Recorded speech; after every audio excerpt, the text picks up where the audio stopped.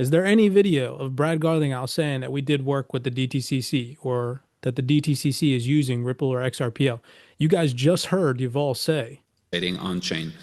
So that transaction was together with DTCC, and Mike can talk more about DTCC, but for the... But over the long run, I think there are some really interesting on-chain privacy solutions that are going to be helpful here. We're really just at the start of that. Not only in payments is that a big topic right now, but in crypto more generally, there are really interesting solutions, whether those are like private chains like Canton, for example, and Wallet Connect is compatible with all of that. So if you have your USDC on Canton chain and you go into a store and you want to pay with a private version of USDC, you're going to be able to do that. It's going to show up very differently on chain.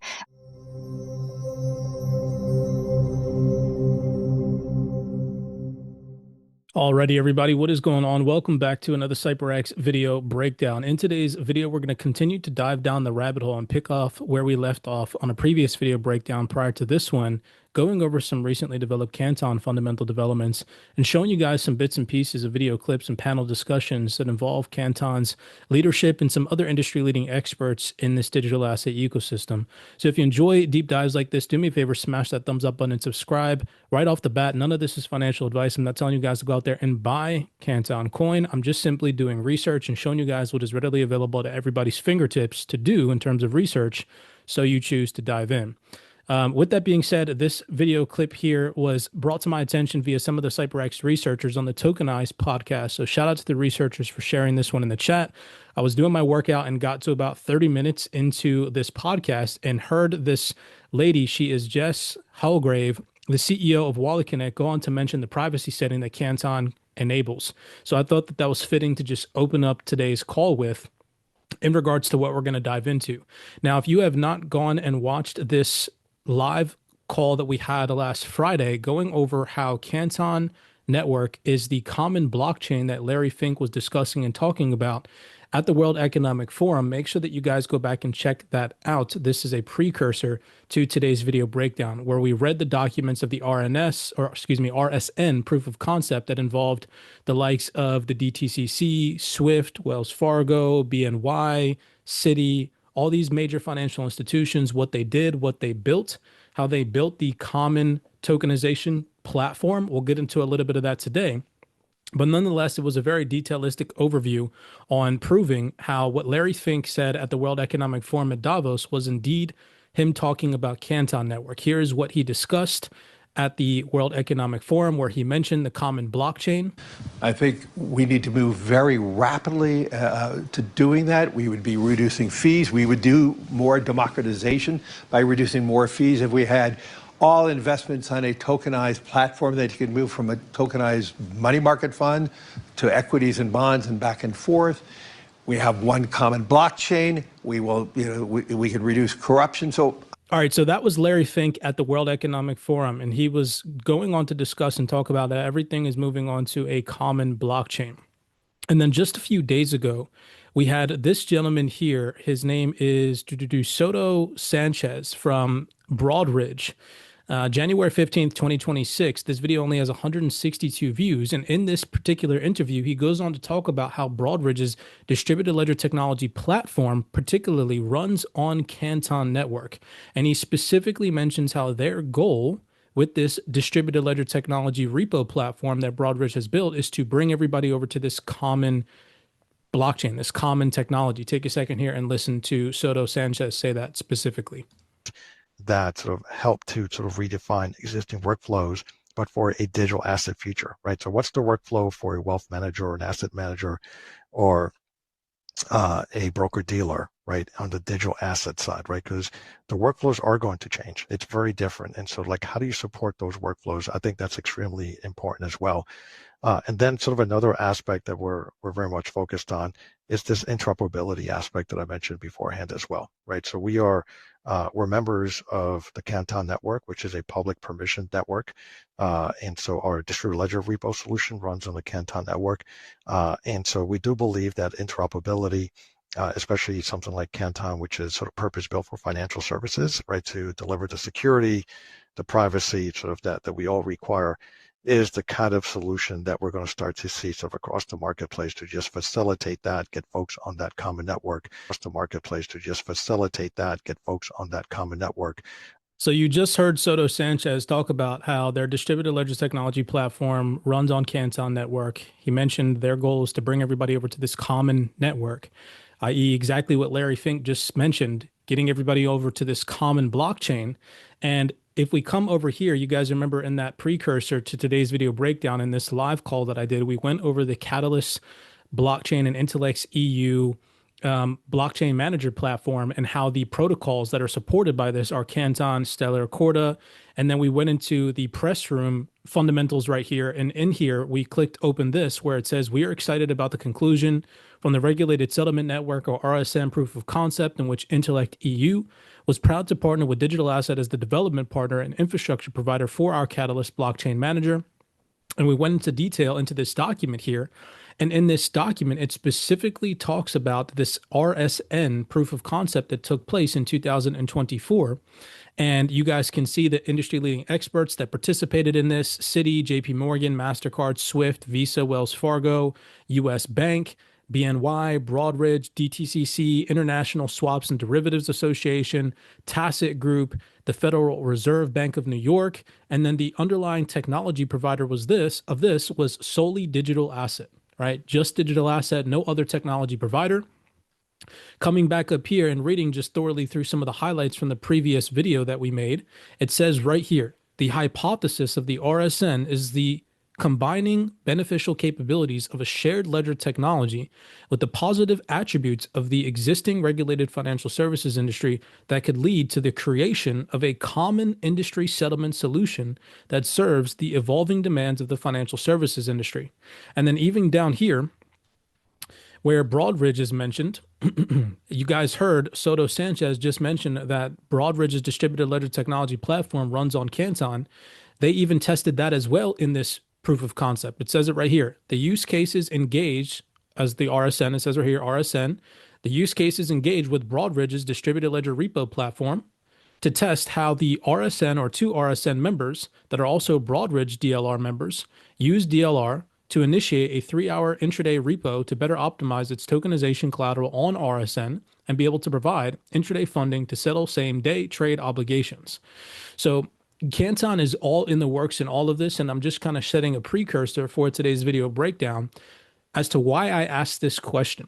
So over on X, I just recently posted this, and I said, does anyone have a video, not a document, a video of any leadership in Ripple verbally saying the DTCC will use the XRPL or Ripple technology, or a video of someone from the DTCC specifically saying they will use XRPL or Ripple technology? If you have the video, please drop the link below. So far, I've gotten no responses, and I personally have not been able to find any said video. Now, with that in mind, this is not some type of comparison. I'm not trying to compare Ripple and XRPL or any of those things, but we know amongst the XRPL or XRP community, including myself, I've made content in the past going over how the DTCC is going to utilize the XRPL. But now that I'm thinking about it, I'm like, I've actually never heard Brad Garlinghouse or Chris Larson or Monica Long or even David Schwartz himself, nobody at all, say that the DTCC is going to use the XRPL or Ripple technology in any video confirmation, like verbally. It's all just been speculative jargon on documents that are from 2018, 2019 timeframe type things. And then we also know that the DTCC has a patent on XRPL, right? So outside of that, though, I've never heard verbal confirmation the way that I have had and seen verbal confirmation, have heard verbal confirmation of the DTCC themselves say that they are going to be utilizing Canton, are partnered with Canton, and are interested in utilizing Canton's technology. So that's what got me to ask this question. Coming over here, this is from just a month ago, back over to the Tokenized podcast. Shout out to them for this video clip and this interview with, who is this lady's name? I just want to get it right. Nadine Chakar, global head of DTCC's digital assets. And listen to what she specifically says. Verbiage is very important. And again, and I'm actually going off of what people in this space, especially industry leaders from the DTCC, are actually saying. right? Now, I'm not saying that any of the speculative things that have come across the internet up to this point are wrong, but based off of what she is about to say, Canton, as of right now, is the first partner. So listen to what she says here. Want to move to, right? So they become global in nature, and we've taken great pains, if you will, to ensure that wherever jurisdictions they operate in, that they're compliant with the local rules and regulations. But again, we would advise all our participants and users of these tokens to get their own advice as we started this podcast. And you're absolutely right. On the chains, I think you saw yesterday, we announced the first chain that's out there, which is that we've partnered with, which is Canton. We announced the first chain that's out there, which is that we've partnered with, which is Canton. She specifically just said the first chain that we've partnered with, Canton. That statement to me right there ixnays anybody's speculation up to this point that they're working with any other blockchain. But based on the vocabulary that a representative from the DTCC herself just utilized, that screams to me the first, not the second, not the third, the first. And so again, no more making stuff up. That's exactly what she said. So I have to take that for what it's worth. And that led me back to a video breakdown where I remember this gentleman here from the DTCC. This is Michael Winnicky from the DTCC. I don't remember, collectively speaking, what role he particularly plays at the DTCC, but he stems from the DTCC, sitting on stage on a panel discussion with none other but Yuval Ruse from November 26, 2025, so just a few months ago, and listen very carefully to what he says, because it is going to go hand in hand with what Yuval Ruse just said on this podcast from January 4th, 2026, from the Woo Blockchain podcast. Listen to what the gentleman from the DTCC says here about asset ownership, right? And actually having control over the assets that you own in this tokenization future. We're very interested in the opportunities to invest in this market structure change, and we certainly have discussed publicly our ambitions to be able to make available to the market the assets, the 100 trillion or so in assets that are held at our depository, on chain for use cases like the one that we saw. Now, in terms of I guess our thinking beyond just the P&L kind of benefits, I think there was the question of, well, what is the foundation, right, that can enable 24/7 finance? What are the preconditions for that? And when we think about that, yes, it's exactly what you've all mentioned, right? You need the legal certainty that the asset that's represented on chain is the exact same asset that you could have in traditional book entry form. But it goes beyond that, right? If you're in a financing trade, what do you need to know, right? You need to know that the asset that you're holding is one that in the sad case where your counterparty's insolvent, and these things tend to be highly correlated. So maybe not just your counterparty, but a broker that might be intermediating in some capacity is insolvent, or an issuer. There's other insolvencies in the ecosystem. Do you have the right UCC treatment, right? That you know that you not only are holding the real asset, but that it will be your asset, right, in the event of insolvencies. And when we look at other tokenization. So I'm going to continue to play this, but he's talking about asset ownership, making sure that in this horrific event that some of these platforms go insolvent, you're actually owning the assets and not some intermediary owning the assets, so that you don't lose the assets that you're supposed to own, but you don't own, right? And he even mentioned what you've all mentioned is correct. And then he went on to this tangent on talking about asset ownership, right? In the case of insolvency amongst these intermediaries. Just go on to listen to what he says, because he specifically mentions Canton here. Models out there's really questions around, are you taking new creditor risk? Is this more of an IOU rather than your asset? So I think that's one foundational aspect for traditional finance, but also for moving assets on chain that has to be delivered. So there's the legal certainty aspect there. Then you have to be able to sell the asset. So the method of this asset that you're holding, being reflected on potentially, a ledger like Canton, do you have access to pools of liquidity, right? And is there interoperability? So when we think about that, that means not only being able to represent assets on chain, but the high fidelity back to the deepest pools of liquidity. So maybe that means you can liquidate on chain if there's trading applications stood up in liquidity, but you can also rapidly move that asset back to traditional form if you want to take advantage of liquidity in traditional markets. So, having collateral is only good as your ability to liquidate. All right, so take into consideration what this gentleman just said. Again, he stems directly from the DTCC, okay? That led me over here to posting this little tiny clip of Yuval Rus, where I said Canton equals real ownership of your assets. Listen very closely here to what Yuval Rus says, because this aligns very perfectly with what the gentleman from the DTCC just said. It's a great question. So what all of these projects around tokenized equities are doing, which again, there's nothing necessarily negative about that, but what you're not actually buying is you're not really buying the equity. You're buying a derivative on that equity, right? And we've seen in crypto great examples of what happens when you trust another intermediary to offer you RWAs. Do you remember Mantra? You remember that protocol? Okay. Oh yeah. Mantra. Yeah, exactly. Oh yeah, right. Went from 8 billion to 0 effectively in real time. Now, and I'm not saying that those would do that, but the problem is what we've wanted to do when we're talking about RWA is that you actually hold the security itself, that you're not holding some derivative of it. So for the most part, all of these projects, you have to trust a third party to be holding those equities in an account somewhere, which you don't get to see, right? And what we're trying to do on Canton is to say that if you have an Apple token, you are recognized by the registry of Apple as an investor in Apple. You're not holding a derivatives. You're actually holding an Apple equity.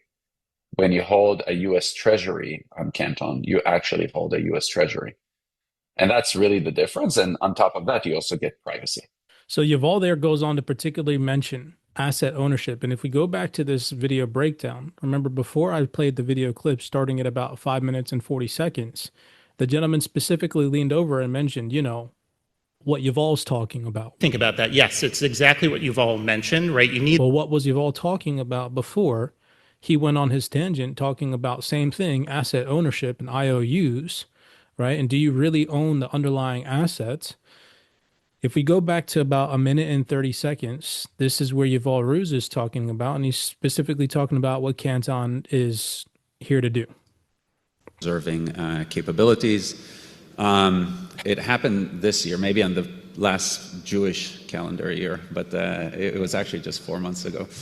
But it feels like a long time ago. There's a lot that has happened. But I think if you kind of take into consideration some of the comments that I heard Rob say on the previous panel, I think that everybody's extremely excited about tokenization. And you hear a lot of people saying, we tokenize something and now, I don't know, Tesla has X amount of new investors. And that's not factually correct. The reason is that for the most part, most of these transactions are really just buying assets in a Web 2 style, and then they just mint IOU tokens, meaning you have some kind of a claim on chain against some broker dealer, which is usually in the BVIs. Not really something that institutions would participate at scale in. And therefore, what we're trying to do is we're trying to actually get the books and records to be natively on chain. So when you're holding a token, you're holding legal tender. You're actually holding the asset. And we believe that only this way we're going to get the institutional flow to come into, into participating on chain. So that transaction was together with DTCC, and Mike can talk more about DTCC. But so again, there's another mention. Let's back to my my whole originating question. Is there any video of Brad Garlinghouse saying that we did work with the DTCC or that the DTCC is using Ripple or XRPL? You guys just heard Yuval say, right, on stage, just then. Listen. Those that is participating on chain. So that transaction was together with DTCC, and Mike can talk more about DTCC, but for those that don't know DTCC, it's the largest CSD in the world, manages, I think, about $80 trillion worth of assets, and pretty much every major financial institution has an account there. And what we wanted to show is that you could actually hold not tokenized treasuries, but actual treasuries at the DTCC, just holding them on-chain. So we're not actually changing the way that the market is managed, we're just making it more efficient. And you know, the example that you mentioned, it's a lot of TradFi, but also crypto-native organizations like Virtue and Cumberland, which are both. And now for the first time, they can actually go in. Okay, again, there's that mention. Look at the vocab right there. You can see it. Now for the first time, right? I'm not making this stuff up, y'all. Call me crazy. Anybody can call me crazy if they want, but I'm just trying to base my research off of what's being said and not what I'm making up off my dome because I want to believe in something. No, you've all just said the transaction that we did with the DTCC.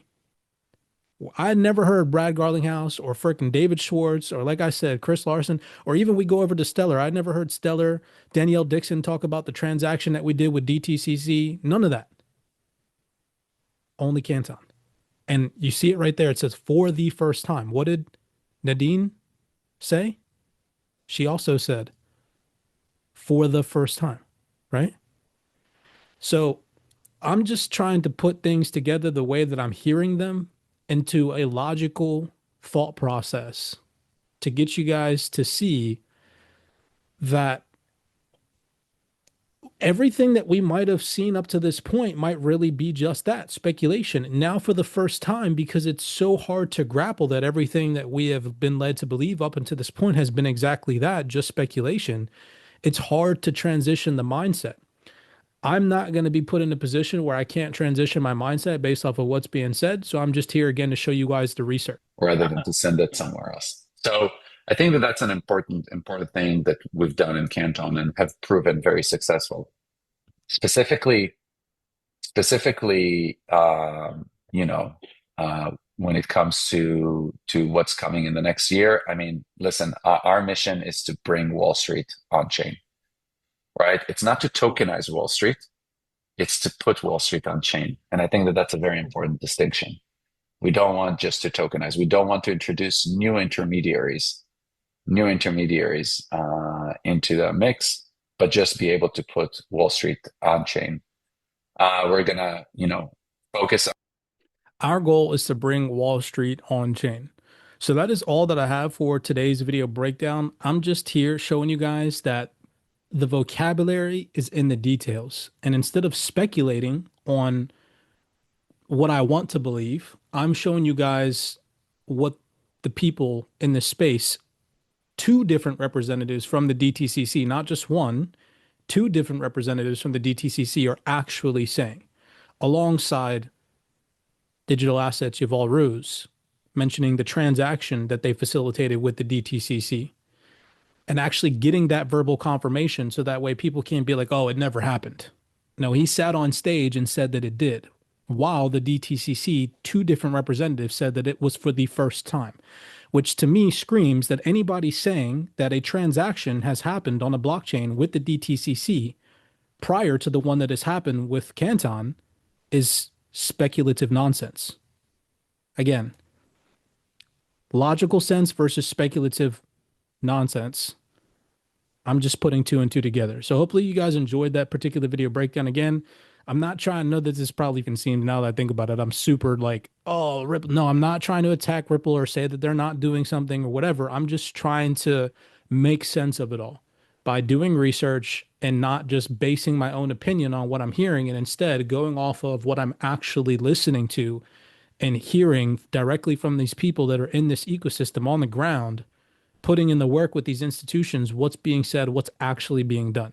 So if you guys enjoyed, do me that favor, smash that thumbs up button and subscribe. No hopium, no hype here. I'm not saying Canton coin's going to go to the fucking moon. Don't even buy Canton coin. Matter of fact, because you watched this video breakdown, go out and do your own personal research. I'm doing mine, and this is an insight into some of that research. Many blessings to you guys. Remember that all these videos can be found inside the private CYPRX Discord via the CYPRX researchers. Shout out to them. With that being said, I'll see you guys in the next one.